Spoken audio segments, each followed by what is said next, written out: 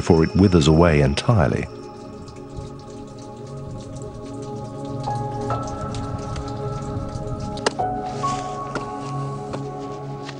This kind of ice is called dead ice. It's no longer part of the living, active glacier. It's stranded up on the side of the ice stream, and it's melting away and collapsing.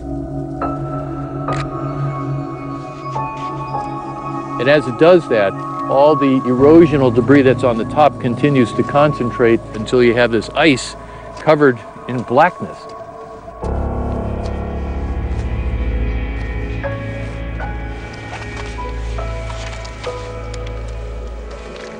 I'm really interested in the mortality of the glacier right here. There's something very rich and very intense about the changing landscape. You know, I feel the end. I feel the death right here.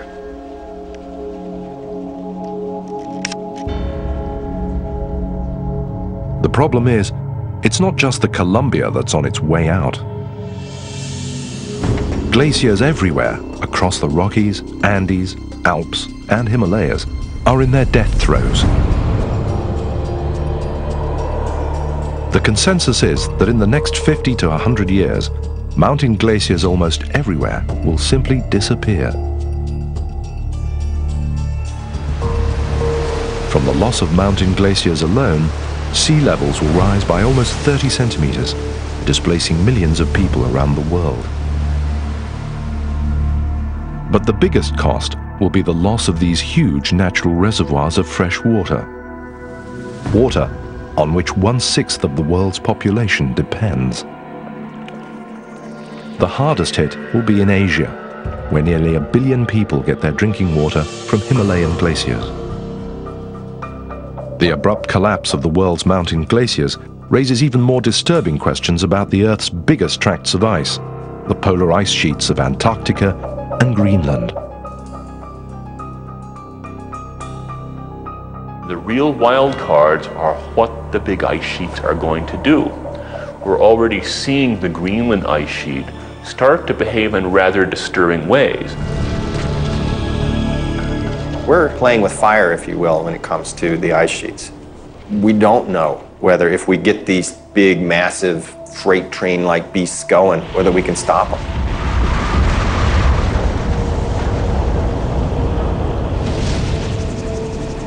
The potential for the polar ice sheets to flood the planet is staggering. If all of Greenland and Antarctica were to melt, the oceans would rise 60 meters. But over geological time, these ancient bulwarks of ice have withstood many periods of climate warming. Until a few years ago, scientists thought the ice sheets were simply too big and too dense to be an immediate risk. But the latest evidence is making them think again.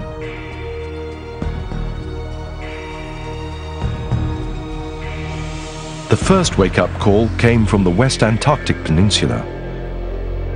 In the summer of 2002, a NASA satellite photographed a slab of ice the size of Luxembourg, called Larsen B, as it sheared off the ice shelf. Other collapses followed, turning the assumption that it would take thousands of years for the big ice sheets to melt on its head. The ice sheets surprised us. We sort of thought that the little glaciers would melt when it got warmer and that the big ice sheets wouldn't do much. And all of a sudden, the big ice sheets started rumbling faster and the Larsen B was falling apart. And we said, whoa, that wasn't supposed to happen. On the other side of the globe, Greenland's cache of ice is also showing signs that it's starting to feel the heat. In the last decade, temperatures here have shot up by about 3 degrees Celsius. NASA satellites are already detecting a meltdown around the edges of the ice sheet. In the heart of Greenland, Balog and scientists encounter an entirely different realm. A single slab of ice, about 2,400 kilometers long and 800 kilometers wide. It's mid-July, and the summer melt on the Greenland ice sheet is in full swing.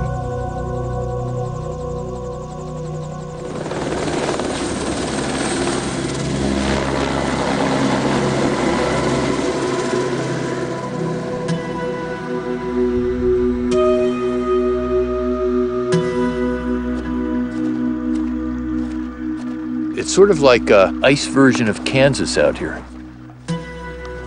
It feels like you're out in the Great Plains, and it just happens to be white, and there's this vast dome in the sky overhead. It's unbelievable. There's no sound at all. No sound except the wind and the water. It looks quite featureless when you just look horizontally, but as you walk over it and you look down on it, there's a tremendous amount of texture and detail in here. This entire surface is like one gigantic Swiss cheese.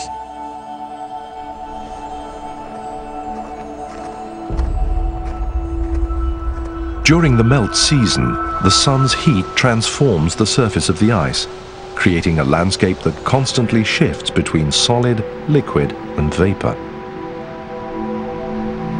The melt water courses through the ice sheet, searching for a path down.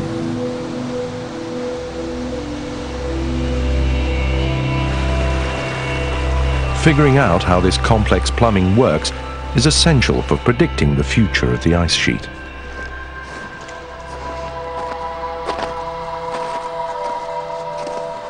Oh, man. Look at that.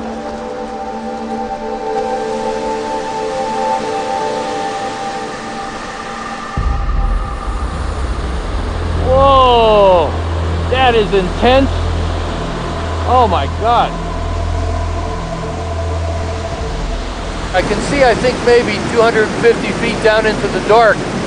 No sign of the bottom. But this water is just drilling down into the ice sheet. There's this great unknown here, this great mystery of where does all this water go and what does it do to the flowing and the melting of the ice sheeting, sending it out to sea? Nobody really knows.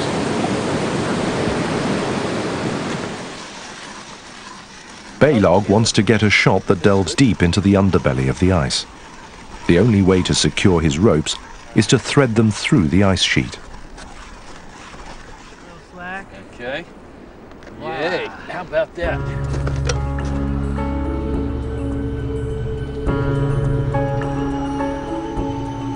These giant holes, called moulins, are thought to bore hundreds of meters through the ice to the bedrock, but nobody has ever been down there to find out.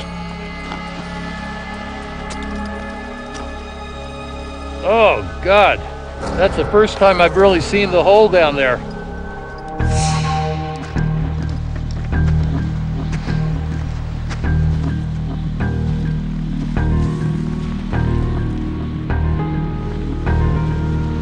Dave, this whole balcony could go any second. There it goes!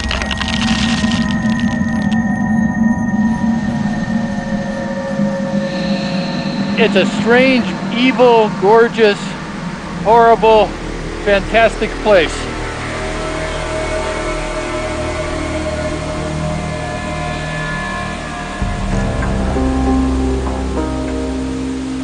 Wow, I mean, there's hundreds of years of ice here layered in, and we're looking into the cross-section of this life history of the glacier. And it's so beautiful, this insane aquamarine and all this scalloping and fluting from the water. What a spot.